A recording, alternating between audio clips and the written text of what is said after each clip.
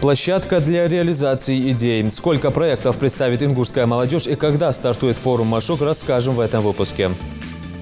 7-я битва в горах прошла более чем феерично. В Таргиме отгремел международный турнир по смешанным единоборствам. Подведем итоги. Канализации не место в реке. Сотрудники комитета по экологии провели рейд в Сунже.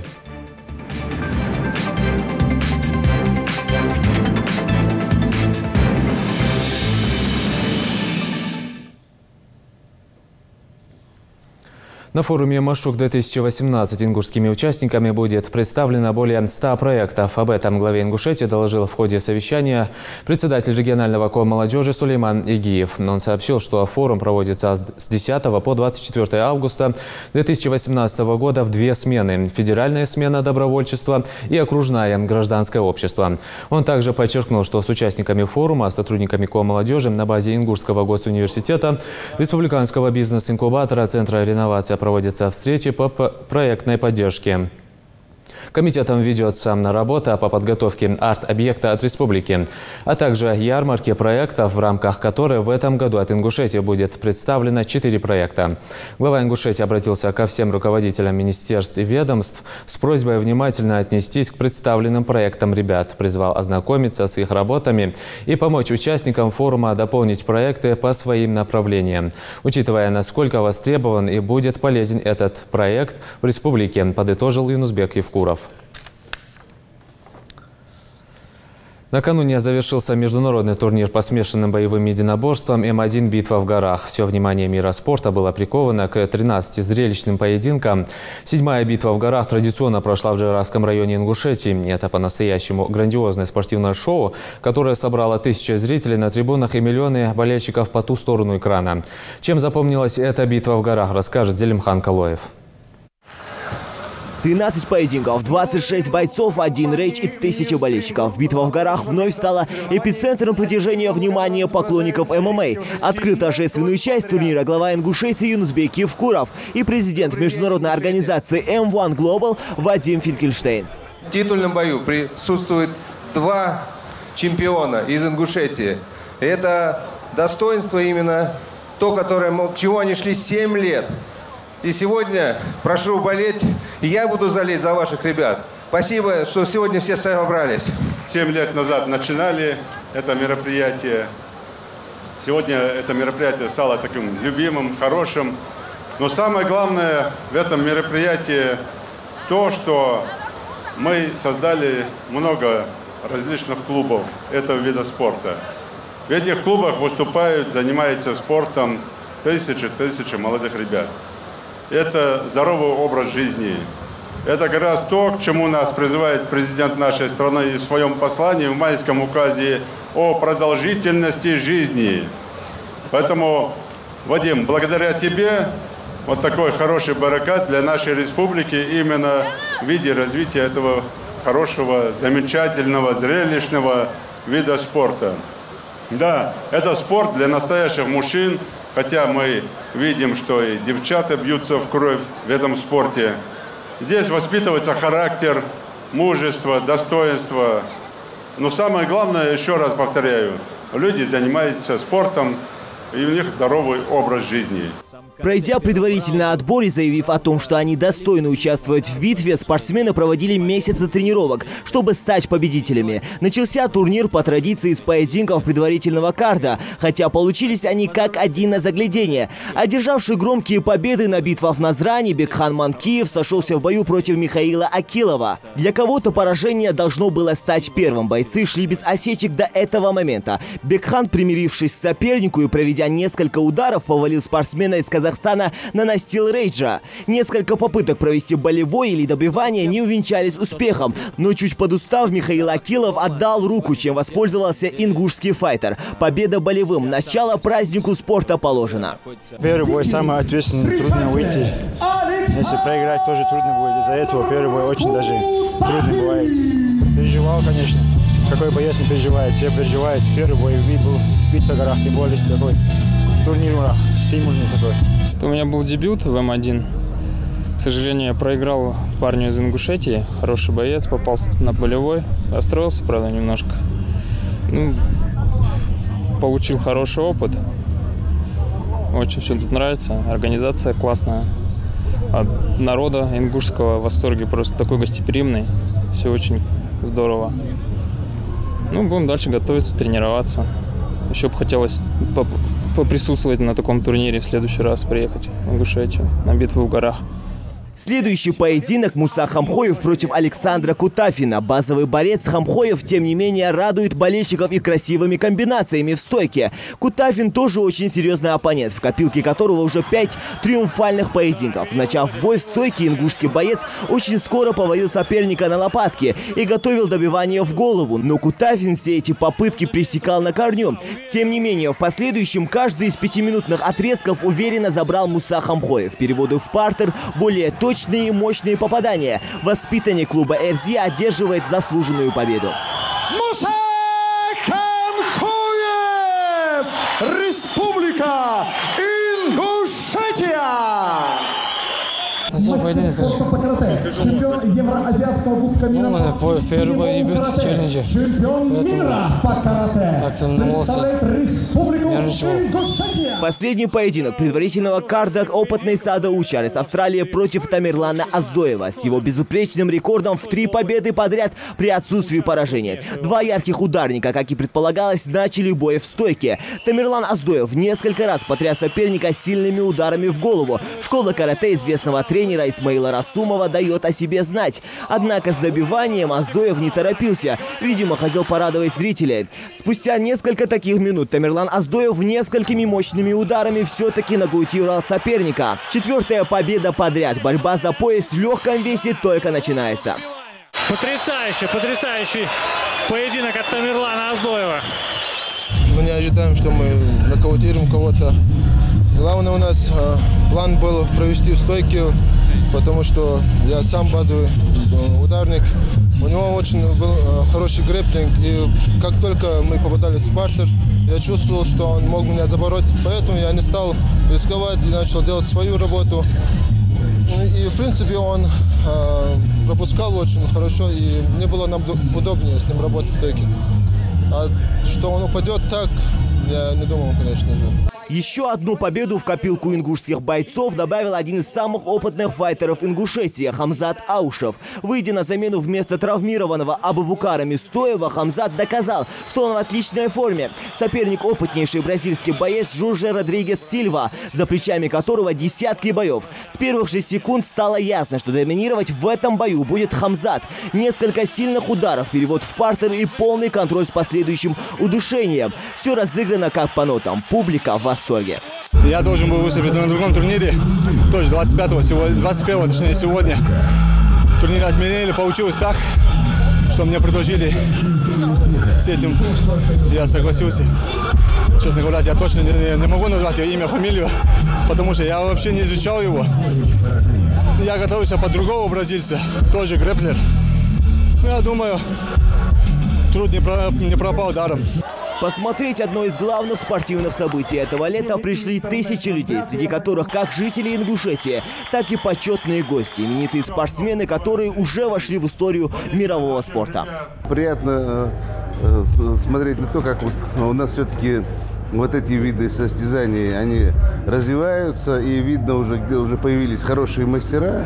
Я надеюсь, что у нас вполне может появиться такая фигура довольно серьезного масштаба, международного уровня, потому что у нас есть и чемпионы мира, и Олимпийские игры. И я думаю, в этом виде спорта тоже будут очень серьезные показатели. Я благодарю всех организаторов и знаю, что деятельное участие правительства республики в организации этого большого грандиозного праздника спорта, красоты, мира и созидания. Я очень благодарю, что вы находите силы и возможности его организовать, и благодарю тех, кто меня пригласил. Я нахожу, что это огромный труд многих людей. И наши спортсмены, которые показывают чудеса профессионализма в своей сфере, меня убеждают в том, что жизнь многокрасочна. Она светит разными оттенками. И вот не только вот нашей творческой жизни артистической, наши спортсмены свои души, свою физическую гармонию отдают людям. Я желаю всем мира, успехов.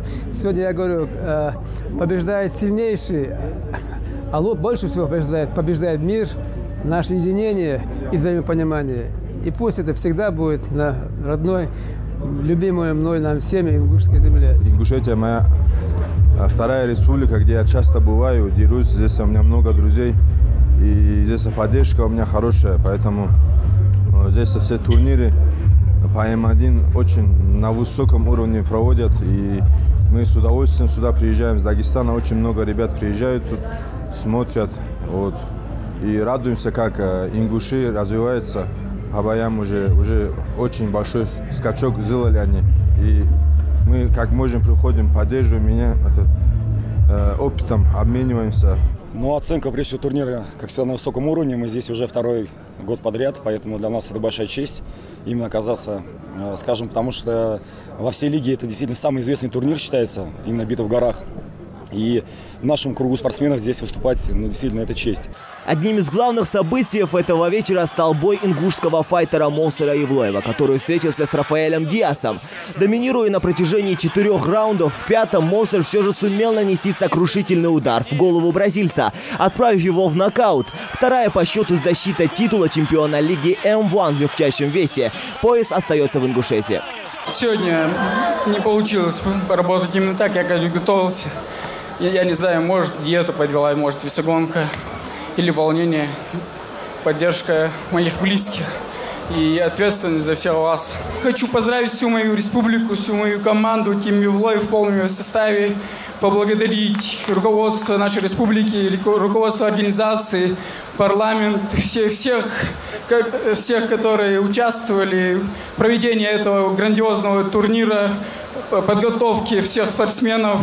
Ты прославил нас, дал Дубову.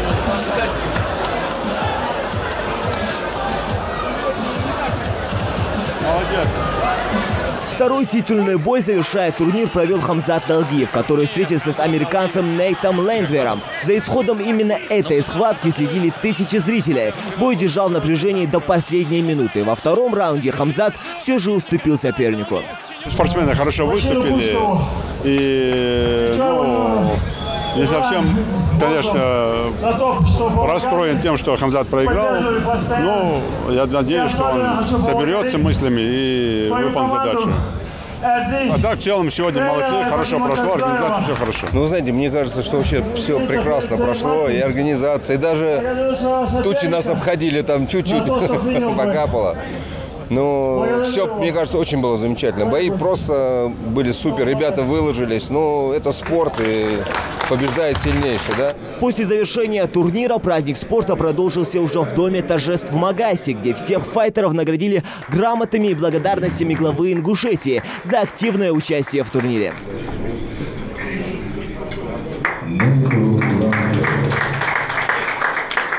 Битва в горах, как и ожидалось, выдалась зрелищной. Тысячи болельщиков, приехавшие в горы, и сотни тысяч за экранами телевизоров не дадут соврать. Битва в горной Ингушетии уже стала визитной карточкой республики, которая ежегодно приковывает внимание спортсменов и просто любителей со всего земного шара. А ингушские бойцы продолжают доказывать, что они лучшие в своем деле. Зелимхан Калоев, Тамерлан Хамхоев, Исмаил Гетагажев и Харун Аздоев. Новости 24. Перечень международных дат, посвященных спорту, пополнился еще одним праздником.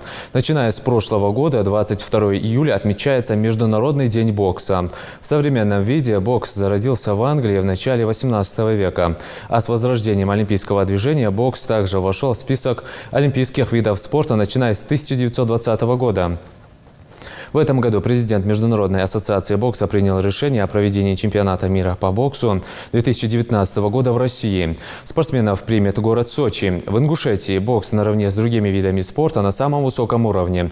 У нас есть олимпийский чемпион Рахим Чахкиев, обладатель титулов Интерконтиненталь и WBO International Иса Чуниев, Исмаил Элиев, Рашид Кадзоев. Мы помним прославленного боксера Ислама Тимурзиева. Приятным остается и тот факт, что учреждение Международного дня бокса выпало на дату празднования Всероссийского дня бокса. И для наших спортсменов теперь этот праздник стал вдвое ярче. Чистота – половина веры. Сказано в Священном Писании, но многим, по-видимому, это понятие не знакомо. Герои нашего следующего сюжета в своем же дворе ведут себя, мягко говоря, некультурно, оставляя мусор где попало. А ведь мусорные баки установлены буквально через пару метров от несанкционированной свалки. Речь идет о некоторых недобросовестных жителях многоквартирных домов улицы Борова в Магасе. Но и это не единственная проблема для местных жильцов. Ната Ивлоева расскажет. Дина Гайсанова борется с мусором уже на протяжении долгого времени. Были и разъяснительные беседы, и требования, но все без толку, жалуется женщина. Какой ухоженный чистый двор был. Я нарадоваться не могла на этот двор. Но сами жители и прилегающие эти кафе испортили этот двор. Привели его в мусорник. Самый настоящий грязный мусорник. Я даже слов не нахожу, как это сказать. Несмотря на пожилой возраст и плохое состояние здоровья, Дина Гайсанова уже на протяжении 7 лет всю прилегающую территорию убирает сама. Бытовые отходы жителей этого двора собирает за угол дома. Но что самое интересное, 2 метров от него стоят мусорные баки. Постоянно закидывают мусор в подвал. Постоянно мне приходится оттуда выносить мусор, пакеты, которые гниют. И это подметать. Работники ЖКХ каждый день разгребают эту бесконечную гору мусора, но без толку. В течение суток бытовые отходы накапливаются снова. Среди загрязняющих прилегающую территорию двора есть и работники общепита, которые ленятся пройти пару метров до мусорного бака и кидают его на полпути. Мне приходится вот это, что есть мусор, подбирать, кидать в баки. Коробки, вот это все, железо, там, доски я себе в кузов кидаю постоянно. Когда дожди начинаются сильные, здесь все заплывчато. Сюда зайти невозможно. Туда аж до того угла аж бросают мусор. Для решения этой проблемы есть 2 способа. Первое – собрать всех местных жителей двора и устроить масштабный субботник. А вторая – просто не загрязнять прилегающую территорию и забросить мусор в ближайшую урну. Ведь так просто быть культурным человеком. Искать в этой ситуации крайнего нет смысла, ведь двор загрязняют сами жители. Но проблема с выносом мусора только полбеды. Уже несколько лет подряд здесь бьет ключом абсолютно чистая вода, которая затапливает подвалы домов. Труба водопровода лопнула, но, по всей видимости, кроме Дины Гайсановой, никому до этого дела нет. Она неоднократно обращалась и в местную администрацию, и в водоканал. Но все они как один твердят, что на ремонт у них нет денег. Администрация ходила, обращалась. Хотелось бы, чтобы они провели нам эту трубу нормальную, проложили. 100 метров здесь трубы будет, не больше. Я думаю, даже и 100 не будет, вот 50 метров. Куда идти и кому обращаться, жители не понимают. А от местных властей слышны лишь пустые обещания. Ната Ивлоева, Рахман Цуров, Новости 24. Не менее удручающую картину можно увидеть и в Сунже. У местных предпринимателей, по всей видимости, такая логика. Зачем выкапывать канализационную яму, если все нечистоты можно выливать в реку? В целях борьбы с нарушителями экочистоты в очередной рейд вышли сотрудники Комитета по экологии и природным ресурсам республики. О ходе проверки состояния реки Сунжа и ликвидации нарушений расскажет Индира Манкеева. По итогам прошлого рейда, который прошел 2 недели назад, представители Комэкологии вынесли владельцу этой забегаловки предупреждение и дали 10 дней на то, чтобы он убрал трубу, выходящую в реку Сунжа. Сегодня мы видим, что ничего не изменилось. Канализация все так же продолжает стекать в реку. А хозяин закусочной так и не появился. В итоге специальная техника выкапывает трубу.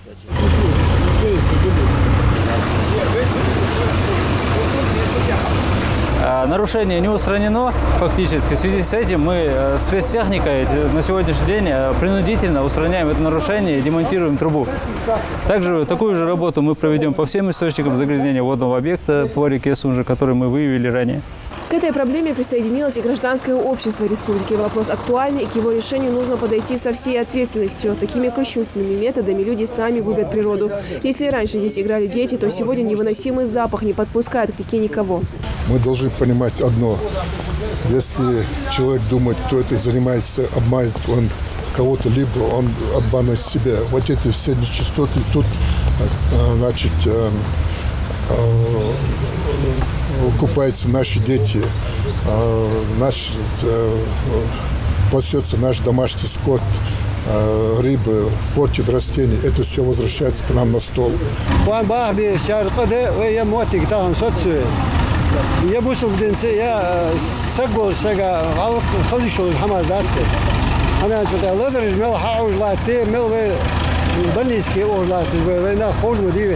Проблема ликвидирована вместе с трубой, а за свою халатность владельцу кафе все же придется ответить. Следующим пунктом посещения участников стал центральный рынок города Сулжа. В комитет экологии поступила жалоба, что канализационные стоки еще от одного общественного заведения стекают в реку. Проверить это оказалось чуть сложнее, так как территория ограждена, а сами работники утверждают, что у экологов неверная информация. Скажи, пожалуйста, сколько? Неделю назад две машины. Они говорят, тебе труба. Я говорю, нет, они там выкажут. Откуда эта машина заезжает? Как она? Вот так она заезжает. Буквально неделя, по-моему. 3-4 дня назад две машины она выкатила. В ходе рейда также под подозрение попала и аптека, располагающаяся неподалеку. Сотрудники экологии решили спуститься к реке, чтобы проверить, но им так и не удалось выяснить, откуда проложены эти трубы. Всю работу комитет по экологии проводит совместно с местной администрацией, ведь именно глава города должен держать на контроле, как выполняется предписание надзорного органа. На сегодняшний день основная задача участников рейда – выявить владельцев участков, на которых допущены такие грубые нарушения закона об охране окружающей среды, и наказать в соответствии с законодательством. Идира Монкиева, Марбек Мержоев, Новости 24. Накануне ночью на 588-м километре федеральной автодороги «Кавказ» произошло крупное ДТП с участием двух автомобилей. По предварительным данным, в грузовую фуру массой свыше 10 тонн, остановившуюся на дороге, сзади врезался на полной скорости внедорожник марки «Ауди», ехавший следом. В результате аварии пострадал водитель легковушки, он доставлен в больницу. Ингушетия вошла в число лидеров среди регионов России по уровню информатизации в сфере здравоохранения. Эксперты Народного фронта проанализировали данные Минздрава России о доле автоматизированных рабочих мест медработников в медицинских организациях в регионах России. В результате был составлен рейтинг регионов. Мониторинг ОНФ показал, что на данный момент высокого уровня информатизации медорганизаций удалось достичь только 34 субъектам из 85. По представленным данным, доля информатизации в сфере здравоохранения в Ингушетии находится на высоком уровне – от 80 до 99%. Отмечу, что ранее тему информатизации затронул в своем послании Федеральному собранию президент России, лидер ОНФ Владимир Путин. Он заявил, что фельдшерско-акушерские пункты, поликлиники, учреждения регионального уровня и ведущие медицинские центры должны быть связаны в единый цифровой контур, чтобы для помощи каждому человеку были привлечены силы всей национальной системы здравоохранения. Телевидение стало неотъемлемой частью жизни современного человека. Наш канал вещает 24 часа в сутки и 7 дней в неделю. Сотрудники НТРК Ингушетия готовят материалы самого разного характера, начиная с выпусков новостей и заканчивая детско-молодежными программами. Ну а наряду с телевидением в наши дни популярность набирают и интернет-ресурсы, в частности социальные сети. И здесь наш телеканал тоже не отстает от современных стандартов и идет в ногу со временем. Все программы и анонсы сотрудники креативного отдела НТРК выкладывают в соцсети и держат зрителей в курсе событий. О работе самого креативного отдела национального телеканала сюжет Ирины Тичоевой. Поваленные деревья, снесенные крыши, сильный ветер в некоторых районах республики. Не успели жители региона проснуться, как съемочная группа НТРК Ингушетия подготовила об этом репортаж. А креативный отдел телевидения успел выложить этот новостной сюжет на YouTube. Результат – 1000 просмотров. Недавно мы закинули последствия ураганного ветра, который прошел по республике. Уже посмотрело 4500 человек, и 83,3% именно поставили лайки этому видео, потому что им нравится получать именно быстро, интересно, достоверную информацию. Здесь важна оперативность, ведь загружать видеоматериалы и вести блог в интернете – целое искусство. НТРК Ингушетия сегодня представила свой продукт во всех известных российских и зарубежных соцсетях, таких как Instagram, Facebook, ВКонтакте. Приоритет мы отдаем тем новостям, которые, на наш взгляд, будут важны для жителей нашего региона. Вот, к примеру, сегодня я посчитала нужным, выложить вот такие видео. Сейчас широко очень обсуждается ситуация, инцидент, произошедший с выходцами из Узбекистана. И, естественно, этому посвящено очень много мероприятий, есть комментарии. Этому событию тоже мы посвятили 2 новости. Все группы телеканалов в соцсетях ведет креативный отдел. В него входит несколько подразделений. Они вплотную взаимодействуют и с отделом программного выпуска, который, как только получают интересную информацию, сразу делится с ними. Особой Особой популярностью среди телезрителей канала пользуется страница НТРК «Ингушетия» в Инстаграме. 10,9 тысяч подписчиков, более 1000 загруженных материалов. Впрочем, выкладывают на страничку анонсы и будущих передач. Так как большинство людей на сегодняшний день сидят в Инстаграм, эта социальная сеть очень широко популярна, мы, конечно же, стараемся в основном тоже и пополнять именно эту социальную сеть, именно нашу страницу, но мы стараемся быть немножко, отличаться от других страниц, от других пабликов. Да?